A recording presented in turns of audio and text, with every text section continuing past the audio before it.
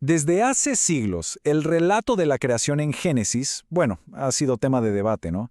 Pero en el centro de todo hay una pregunta que parece súper simple, una sola palabrita, que en realidad es la llave a un rompecabezas increíble sobre el tiempo. Y la pregunta es esa, así de directa. ¿Qué significa realmente un día en Génesis? Uno pensaría que es obvio, pero no, para nada.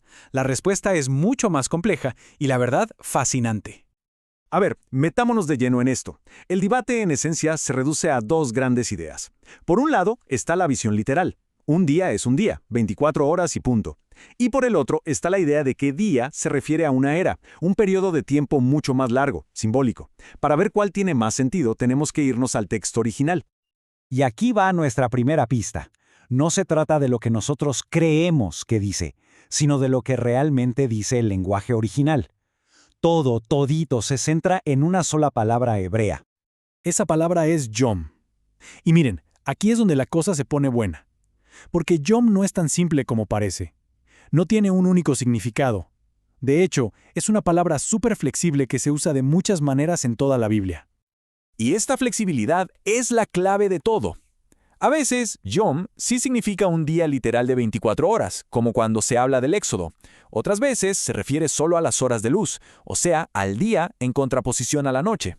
Pero, y aquí viene lo importante, también puede significar una era, un tiempo indefinido, como cuando se habla de el día del Señor, o sea que el contexto lo es todo. Pero la prueba más fuerte, la que de verdad nos hace pensar, está en el mismo texto. Justo después de contarnos los 6 días de la creación, en Génesis 2:4 se usa la palabra Yom, en singular, para hablar de todo el proceso. O sea, el mismísimo autor bíblico está usando la palabra para describir una era completa, no solo 24 horas. ¡Increíble! Ok, dejemos la lingüística un momento. Ahora vamos a ver la historia en sí, la narración. Porque si la leemos de forma literal, bueno, nos encontramos con unos rompecabezas bastante interesantes. Y aquí viene el problemón, ¿no? A ver, ¿qué define nuestro día de 24 horas? Pues la rotación de la Tierra respecto al Sol. Pero es que el Sol, la Luna y las estrellas no aparecen hasta el cuarto día. Entonces, ¿cómo es posible que los primeros 3 días tuvieran tarde y mañana? Claro, esto nos dice algo súper importante. La luz de esos primeros 3 días no venía del sol, y eso nos sugiere que el autor no estaba pensando en un día como lo conocemos. Parece que está usando la palabra día con otra lógica, una lógica más simbólica, más teológica, y no tanto como un reporte científico. Pero esperen que hay más. Hay otra pista dentro del texto, un patrón que de repente se rompe. Fíjense, los días del 1 al 6, todos terminan con la misma frase. Y fue la tarde y la mañana. Pero el séptimo día, el día de descanso, es distinto. No tiene esa conclusión. No dice tarde y mañana. Y esto es genial porque nos muestra algo teológico muy profundo. El séptimo día no es un periodo que se acabó y ya. De hecho, si nos vamos al Nuevo Testamento, al libro de Hebreos, se interpreta como una era de reposo que sigue hasta hoy. Entonces la lógica es simple. Si el séptimo día es una era, ¿por qué no podrían serlo también los otros 6? Ahora, es fácil pensar que todo esto de no leerlo literal es algo moderno, ¿no? Como para que encaje con la ciencia. Pero no, para nada. La verdad es que este debate es viejísimo. Les presento a San Agustín, uno de los pensadores más importantes de la historia cristiana. Estamos hablando de hace más de 1500 años. Mucho, mucho antes de que existiera la geología moderna o se hablara del Big Bang, y él ya se estaba preguntando si de verdad esos días eran de 24 horas. Y su argumento era puramente textual. Se dio cuenta del mismo problema que vimos hace un rato. Si no hay sol hasta el cuarto día, los primeros 3 no pueden ser días solares como los nuestros. Su propuesta fue que Dios creó todo de una sola vez, pero como en un estado de potencial, para que luego se fuera desarrollando con el tiempo. Bueno, con el paso de los siglos, todas estas ideas han llevado al desarrollo de diferentes modelos para tratar de entender la estructura de Génesis.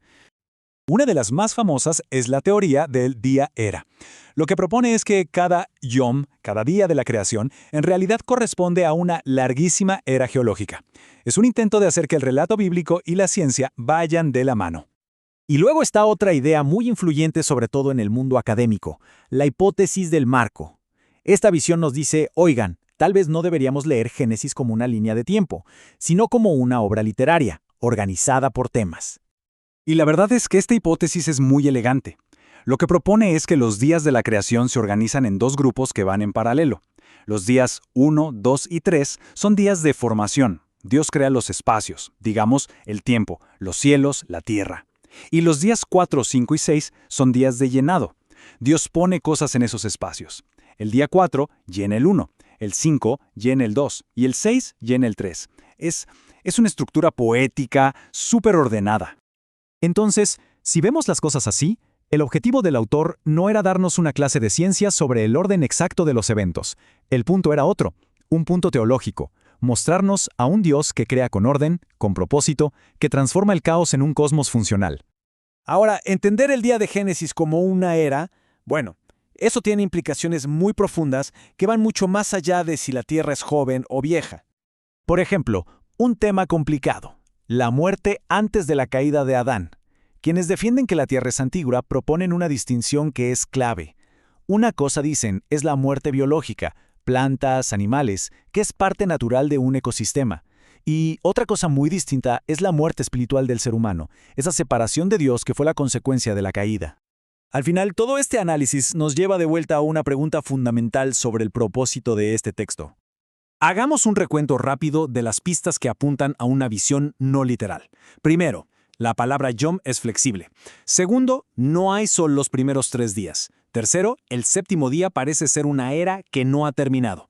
Cuarto, teólogos como San Agustín ya lo pensaban hace siglos. Y quinto, la estructura literaria es súper temática, no tanto cronológica. Y todo esto nos deja con una última pregunta para pensar. ¿Estamos buscando en Génesis 1 un libro de texto científico que nos explique el cómo y el cuándo de todo? ¿O es más bien una revelación teológica increíble sobre el quién y el porqué de nuestra existencia? La respuesta que le demos a eso, bueno, cambia por completo nuestra forma de leer este texto tan antiguo y fascinante.